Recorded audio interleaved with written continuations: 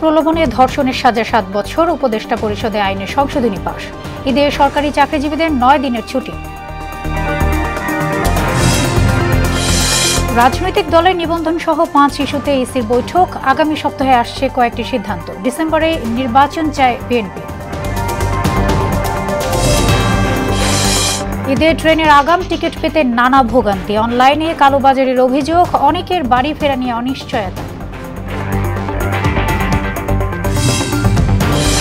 এবং রমজানে টিসিবি ট্রাকের সামনে স্বল্প আয়ের মানুষের হুড়াহুড়ি, হয়রানি সহ ক্রেতাদের নানা অভিযোগ, মানতে নারাজ প্রতিনিধিরা।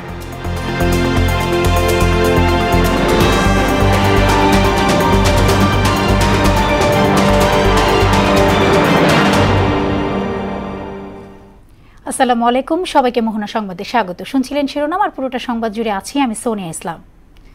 এবারে বিস্তারিত। বিয়ের প্রলোভনে ধর্ষণের দায়ে সর্বোচ্চ সাজা 7 বছর রেখে পাশ করা হয়েছে নারী ও শিশু নির্যাতন দমন আইনের সংশোধনী। দুপুরে উপদেষ্টা পরিষদের সভায় এটি পাশ করা হয়। পরে ব্রিফিংয়ে প্রধান উপদেষ্টার প্রেস সচিব শফিকুল আলম আরও জানান, 3রা এপ্রিল নির্বাহী আদেশে সরকারি ছুটি দেওয়ার সিদ্ধান্ত হয়েছে। এতে ঈদে টানা 9 দিন ছুটি পাবেন সরকারি কর্মকর্তারা। এছাড়া এবছর চৈত্র সংক্রান্তিতে 3 পার্বত্য জেলায় ছুটি থাকবে। প্রেস সচিব বলেন, দরপত্রে দুর্নীতি কমাতে ও স্বচ্ছতার জন্য এখন থেকে সরকারি কাজ 100% টেন্ডারে হবে। এতদিন 60% কাজ টেন্ডারে হতো। বিয়ের প্রলোভন দেখিয়ে যে রেপ কেসগুলো, সেই জায়গাটাও নতুন করে অনেকগুলো মেজার নেওয়া হয়েছে, এবং সেক্ষেত্রে এইটাকে আগের ল থেকে একটু নতুন একটা সেকশন নিয়ে এসে সেই লটাকে সর্বোচ্চ শাস্তি 7 বছর করা হয়েছে, এবং সেইটার ক্ষেত্রে আরও যা যা সেফগার্ড মেজার এই লর ক্ষেত্রে নেওয়া দরকার সেগুলোর ব্যবস্থা করা হয়েছে। কমিশনে তালিকাভুক্ত স্থানীয় 96টি নির্বাচনী পর্যবেক্ষণ সংস্থার একটি বড় অংশের নিবন্ধন বাতিল হতে যাচ্ছে। বিকেলে নির্বাচন ভবনে সাংবাদিকদের প্রশ্নের জবাবে ইসি আনোয়ারুল ইসলাম সরকার জানান, নির্বাচনী সীমানা নির্ধারণে আইন মন্ত্রণালয়ের সিদ্ধান্তের অপেক্ষা করছে কমিশন। আগামী সপ্তাহে ভোট কেন্দ্র নির্ধারণ সহ বেশ কিছু গুরুত্বপূর্ণ সিদ্ধান্ত আসতে পারে বলেও জানান তিনি। এমআর আসাদের রিপোর্ট। নির্বাচন কমিশনার আনোয়ারুল ইসলাম সরকারের নেতৃত্বে 5টি এজেন্ডা নিয়ে শুরু হয় বৈঠক। নতুন রাজনৈতিক দলের নিবন্ধন, স্থানীয় নির্বাচনী পর্যবেক্ষক ইস্যু, নির্বাচনী সীমানা ও ভোটকেন্দ্র নির্ধারণ গুরুত্ব পায় আলোচনায়। বৈঠক শেষে আনোয়ারুল ইসলাম জানান, ভোটকেন্দ্র ব্যবস্থাপনা ও নতুন রাজনৈতিক দলের নিবন্ধন বিষয়ে আগামী কমিশন সভায় আলোচনা হবে। এই বিষয়ে আগাম মন্তব্য করা ঠিক হবে না। রাজনৈতিক দল নিবন্ধনের যে গণবিজ্ঞপ্তিটি সম্প্রতি প্রকাশিত হয়েছে, এই বিষয়ে একটি রিট হয়েছে। এখনো আমাদের কাছে কোনো কাগজপত্র আদালত থেকে আসেনি। এক্সাক্ট আদেশটা কি না দেখে কিছু বলা ঠিক হবে। হয়তো আগামী সপ্তাহে খবরটা আমরা পাবো এবং কপিও আমরা পেয়ে যাব। ভোট কেন্দ্র ব্যবস্থাপনা নীতিমালা নিয়েও আমরা আজকে কথাবার্তা বলেছি। তা আমরাও মোটামুটিভাবে প্রাথমিকভাবে একটা খসড়া দাঁড় করানোর অবস্থায় আসছি। সীমানা নির্ধারণ বিষয়ে আইন মন্ত্রণালয়ের কাছে ব্যাখ্যা দেওয়া হয়েছে উল্লেখ করে তিনি জানান, এখন সিদ্ধান্তের অপেক্ষায় কমিশন। এক প্রশ্নের জবাবে বলেন, বিগত সময়ে নির্বাচন পর্যবেক্ষণে ব্যর্থতার দায়ে নিবন্ধন বাতিল হতে পারে স্থানীয় বেশ কিছু সংস্থার। সীমানা সংক্রান্ত বিষয়ে আপডেট এখনো আমরা পাইনি। বিদ্যমান যে নীতিমালা বা বিধিগুলো রয়েছে সেগুলো প্লাস সংস্কার কমিশনের যে প্রস্তাবগুলো রয়েছে, এগুলো নিয়ে ডিটেলস আলাপ আলোচনা করে সামনের দিকে এগোচ্ছে। কমিশন মিটিং সিদ্ধান্ত নেয় তাইলে ওইটা হবে।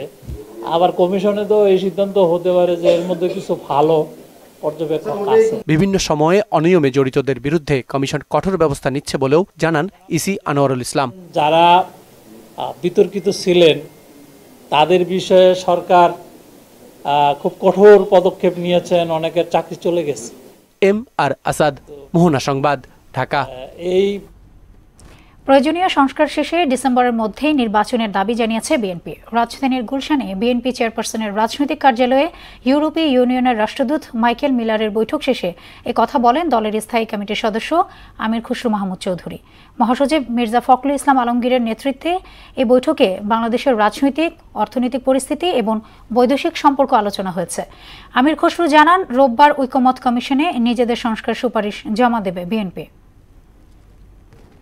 বর্তমান বাংলাদেশের সার্বিক রাজনৈতিক, অর্থনৈতিক, বৈদেশিক সম্পর্ক এবং অবস্থান নিয়ে দীর্ঘ আলোচনা হয়েছে।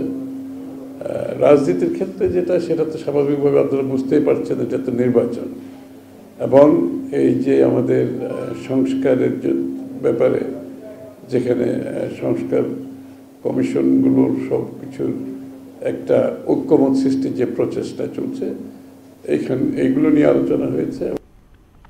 ঈদযাত্রায় রেলের অনলাইন টিকিট বিক্রি ব্যবস্থা যাত্রীদের নতুন ভোগান্তির কারণ হয়ে দাঁড়িয়েছে।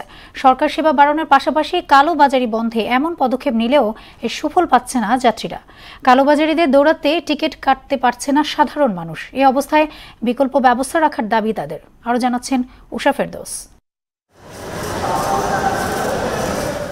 অনলাইনে রেলে 30 মার্চে টিকিট দেওয়া হয় 20 মার্চ বৃহস্পতিবার, আর চাঁদ দেখার ওপর ভিত্তি করে 31 মার্চ দেয়া হতে পারে 1 ও 2 এপ্রিলের টিকিট। এছাড়া নন এসি কোচে 25% স্ট্যান্ডিং টিকিট যাত্রা শুরুর আগে প্রারম্ভিক স্টেশন থেকে পাওয়া যাবে।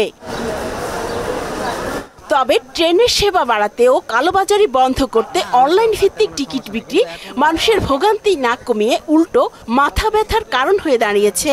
0 দেখায়, যখন টাইমটা শুরু হয় তখনই সব টিকিট 0 দেখায়, এবং কারা ধরতে পারে টিকিটগুলো এটা বলতে পারবো না। 1 মিনিটও লাগে নাই, মনে হয় 30 সেকেন্ডের মধ্যে সব বুক হয়ে গেছে। এই কেমন অবস্থা? এটা তো কোনো আপডেটই দেখলাম না। এই একটা ঈদের আমরা 10 দিন আগে থেকে আমরা ট্রাই করতেছি, মানে একটা টিকিট তো দূরস্থান, মানে আমি অলরেডি একটা পাইছিলাম, কিন্তু ওপিডি নাম্বার দিতে গিয়ে ওরা আবার বলতেছে আবার ট্রাই করেন। ট্রেনের প্রায় 71% টিকিটই বিক্রি হয় অনলাইনে, বাকি যে 29% টিকিট কাউন্টারে বিক্রি হয়। এর প্রায় সবই হয় কম গুরুত্বপূর্ণ ট্রেন যাত্রার ক্ষেত্রে। এছাড়া কাউন্টারে টিকিট কাটার সময় মোবাইল ফোনে ওটিপি নম্বর আসার পর গ্রাহক টিকিট পান, সেখানেও টিকিট কাটতে বেশ সময় লাগছে। কালোবাজারে তো একটা বিশাল প্রকটতা আছে এখানে, এবং আমার নিজের জানা বা মতো অনেক কালোবাজারি আছে, তারা নিজেরাও তাদের ব্যবসাটাই থাকে ঈদ ও বা বিভিন্ন অকেশন অনুযায়ী টিকিটগুলোকে কালেক্ট করা। আমাদের সাধারণ মানুষের জন্য এই টিকিট ব্যবস্থাপনা বাংলাদেশ রেলওয়েতে খুবই ভয়াবহ আমার কাছে মনে হয় আর কি। 20% হয়তো টিকিট দিচ্ছে, 80% হয়তো ওদের কাছেই চলে যাচ্ছে, এজন্য ওরা লাভবান হচ্ছে। চাহিদার তুলনায় টিকিট সংখ্যা অনেক অপ্রতুল, এই কারণে আমরা টিকিট পাচ্ছি না। অনলাইনে 1 মিনিটেই টিকিট শেষ, এমন অভিযোগ এখন প্রায় সব টিকিট প্রত্যাশীদের। 1-2 মিনিটের ভিতরে সব শেষ হয়ে যায়, টিকিট ঢোকাই যায় না। আগে মনে হচ্ছিল যে আমরা খুব এই নতুন সিস্টেমে সহজ পদ্ধতিতে সহজে পাবো, কিন্তু এখন সহজের জায়গায় একটু আগের থেকে আমার মনে হয় জটিলতা একটু বেশি হয়েছে। ঝক্কি ঝামেলা এড়াতে একটু আগেই রাজধানী ছাড়ছেন অনেকে। বগি অবধি পৌঁছাতে পারি না, উঠতে পারি না, দরজার কাছ থেকে সরে আসতে হয়, এরকমও হয়েছে, এই জন্য আগে আগে যাচ্ছে। উষা ফেরদৌস, মোহনা সংবাদ, ঢাকা। রমজান উপলক্ষে সাশ্রয়ী মূল্যে ছোলা, মসুর ডাল, চিনি, তেল ও খেজুর কিনতে টিসিবি ট্রাকের সামনে হুমড়ি খেয়ে পড়ছেন সীমিত আয়ের মানুষ। সস্তায় পণ্য মিললেও নানা অনিয়মের অভিযোগ করেছেন ক্রেতারা। যদিও অভিযোগ অস্বীকার করে টিসিবির প্রতিনিধিরা বলছেন সবকিছু চলছে নিয়ম মেনে। মুদাসির আলীর প্রতিবেদন। টিসিবির গাড়ি দেখা মাত্রই ভিড় জমে না এমন এলাকা খুঁজে পাওয়া যাবে না ঢাকা শহরে। আগারগাঁও এলাকাও তার ব্যতিক্রম নয়। কেউ সকাল 9টায়, কেউ বা 10টায় এসে হাজির হয়েছেন কম দামে পণ্য কিনতে। আমরা সকাল 10টার সময় এখানে আসছি, আইসা সবাই সিরিয়াল দিয়ে আসি। গাড়ি আসছে 11:30টা, 11:30 পরে আসছে। রমজান মাস উপলক্ষে কম দামে ছোলা, মসুরের ডাল, চিনি, তেল, খেজুর বিক্রি করছে trading corporation of Bangladesh TCB. রোজার মাস তাই স্বাভাবিক সময়ের চেয়ে একটু দেরিতেই কার্যক্রম শুরু হয়। 12টা, 12:30, 1টা আসে, তো ইফতার এখানে করতে, মানে গাড়িটা যদি 9টা বাজে আসে তাহলে আমাদের জন্য ভালো হয়। টিসিবির গাড়ি আসার পর সারিবদ্ধভাবে লাইনে দাঁড়ালেও পণ্য বিক্রিতে সময় নিচ্ছেন বিক্রেতারা। এই নিয়ে কিছুটা ক্ষুব্ধ ক্রেতারা। আস্তে ধীরে দেয়, মারামারি মানুষ লাগিয়ে দেয়, মাল পাওয়া যায় না। গাড়ি 3 বা 4 বার টান দেয়, জায়গায় জায়গায় নিয়ম করে হরণ করে মাল পাওয়া যায় না।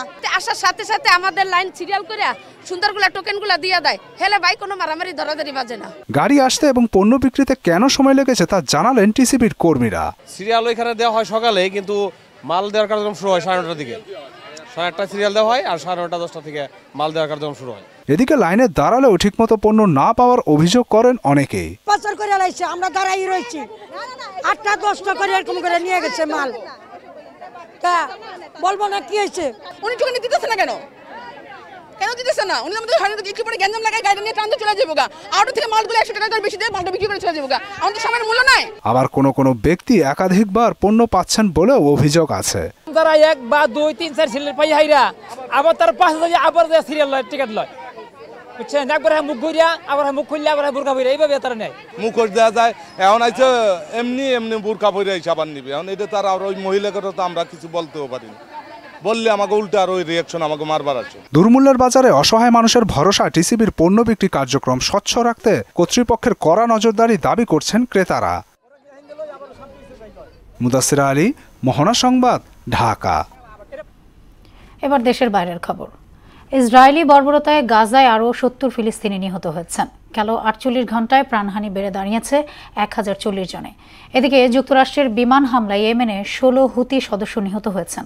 হুতিদের নির্মূলের হুমকি দিয়েছেন প্রেসিডেন্ট ডোনাল্ড ট্রাম্প। অন্যদিকে বিশ্বজুড়ে চলমান অস্থিরতার মধ্যেই যুদ্ধ বিমানের সংখ্যা বাড়ানোর ঘোষণা দিয়েছে ফ্রান্স। ইশতিয়াক হোসেনের ডেস্ক রিপোর্ট। ইসরায়েলের অভিযান থেকে মানবতা নামের শব্দটি যেন বেমালুম হারিয়ে গেছে। কেবল যুদ্ধবিরতি চুক্তি করে নয়, রমজান মাসে সংযমের আহ্বান উপেক্ষা করে ফিলিস্তিনের গাজায় বর্বর হামলা চালিয়ে যাচ্ছে ইহুদি রাষ্ট্রটি। বুধবার রাতে উত্তর ও দক্ষিণ গাজায় বিমান হামলা চালিয়ে আরও 70 ফিলিস্তিনিকে হত্যা করেছে নেতানিয়াহু বাহিনী। এ নিয়ে গত 1.5 বছরে ৪৯,৫৪৭ ছাড়ালো প্রাণহানি। যদিও গাজার তথ্য মন্ত্রণালয় বলছে এ সংখ্যা ৬১,০০০-এরও বেশি, আর আহত ছাড়িয়েছে ১,১২,৭০০। হামলার পাশাপাশি ত্রাণ প্রবেশে বাধা দেয়ায় বিধ্বস্ত উপত্যকাটিতে দেখা দিয়েছে খাদ্য, সুপেয় পানি সহ চিকিৎসা সংকট। এতে ক্ষুধা, অনাহার ও বাসস্থান সংকটে মানবেতর দিন কাটাচ্ছেন বাস্তুচ্যুত ফিলিস্তিনিরা। বিমান হামলার সঙ্গে স্থল অভিযানও শুরু করেছে ইসরায়েলি বাহিনী। এরই মধ্যে বুধবার গাজার নেটজারিম করিডর নিয়ন্ত্রণ নিয়েছে তারা। এদিকে যুদ্ধবিধ্বস্ত ইয়েমেনে যুক্তরাষ্ট্রের বিমান হামলায় 16 হুতি সদস্য নিহত হয়েছেন। বুধবার রাতে রাজধানী সানা, হুদেইদা প্রদেশ সহ হুতি নিয়ন্ত্রিত এলাকা লক্ষ্য করে এই হামলা চালানো হয়। হুতি বিদ্রোহীদের নির্মূল করা না পর্যন্ত অভিযান চলবে বলে হুঁশিয়ারি দিয়েছেন মার্কিন প্রেসিডেন্ট ডোনাল্ড ট্রাম্প।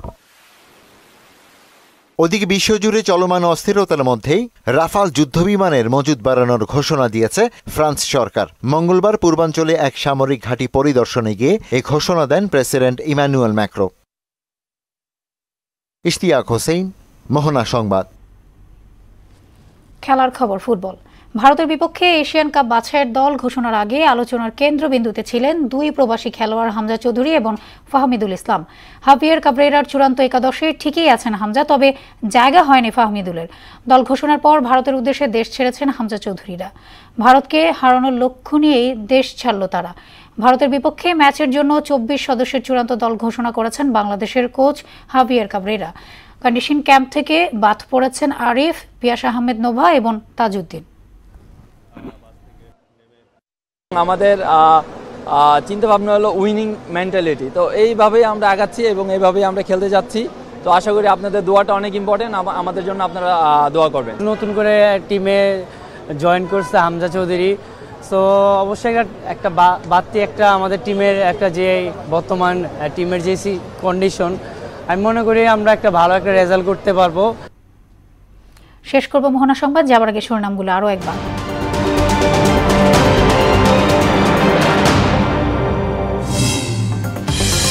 বিয়ের প্রলোভনে ধর্ষণের সাজা 7 বছর। উপদেষ্টা পরিষদে আইনের সংশোধনী পাশ। ঈদে সরকারি চাকরিজীবীদের 9 দিনের ছুটি। রাজনৈতিক দলের নিবন্ধন সহ 5 ইস্যুতে ইসির বৈঠক। আগামী সপ্তাহে আসছে কয়েকটি সিদ্ধান্ত। ডিসেম্বরের নির্বাচন চায় বিএনপি। ঈদের ট্রেনের আগাম টিকিট পেতে নানা ভোগান্তি। অনলাইনে কালোবাজারের অভিযোগ, অনেকের বাড়ি ফেরা নিয়ে অনিশ্চয়তা। এবং রমজানে টিসিবি ট্রাকের সামনে স্বল্প আয়ের মানুষের হুড়োহুড়ি। হয়রানি সহ ক্রেতাদের নানা অভিযোগ, মানতে নারাজ প্রতিনিধিরা।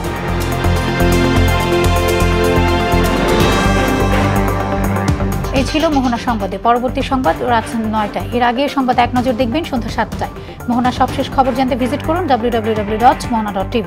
সংবাদ দেখতে পারেন ফেসবুক, ইউটিউবে। এতক্ষণ সঙ্গে থাকার জন্য ধন্যবাদ সবাইকে।